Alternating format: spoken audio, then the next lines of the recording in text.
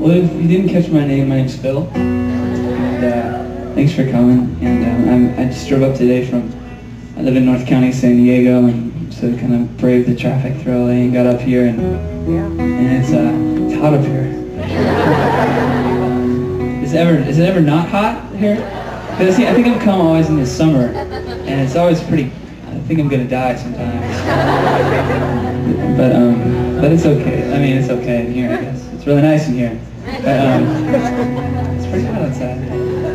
But once again, thanks so much for coming, and I want to share a song with you that's probably the closest to my heart, and my favorite song in the new CD I just put out a couple months ago. It's called Divine Romance, and it kind of came about a little differently than the rest of my songs. All the songs kind of come in different ways, and whether it be over a period of 10 minutes or even 10 months sometimes. I forget about a song and I'll remember it and write the rest of it later.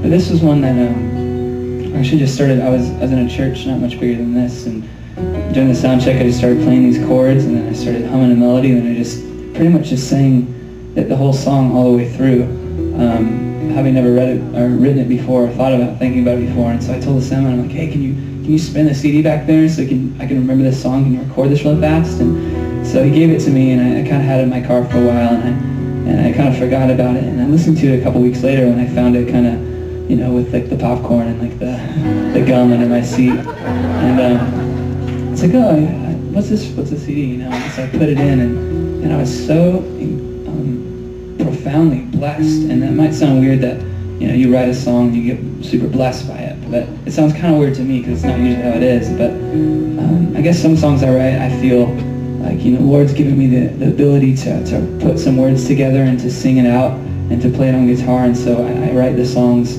with the skill and the ability that He's given me. I write the songs back for Him. But some songs, and I think they're kind of rare with me, but I feel like they're really gifts from Him to me. And I feel like this song was one of them. And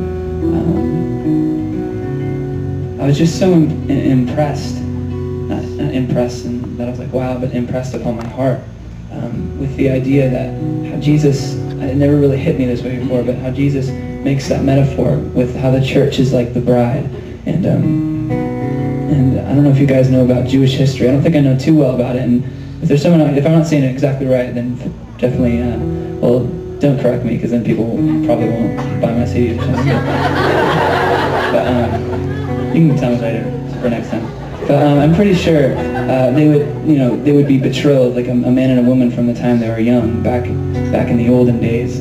And so when the groom would go and build a house for him, his wife, and his future family, and when he was ready, the bride never knew when he was going to come, but when he was ready, he was going to come down in a big procession and take his bride back to the house. And it was kind of a time that he never knew, and how that's such an amazing picture of us as the church, how Jesus came and He sacrificed Himself on the cross, and He gave us a way for us to know Him intimately and incredibly and closely.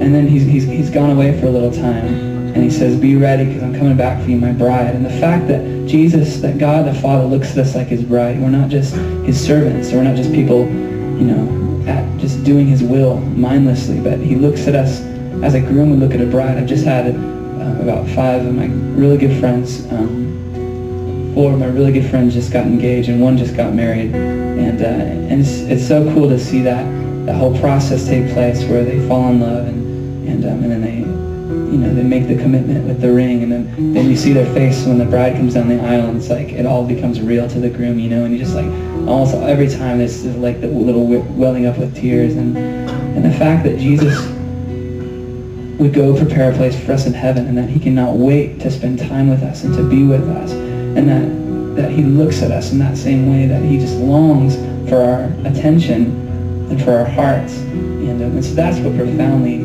was impressed upon me with this song, that we can share, that we not only say I love you to Him in all the songs we sing and all the ways we act, but He even more so loves us so incredibly and so intensely that He would send Himself in such a humble form and die for us that we may know Him. This is called Divine Romance.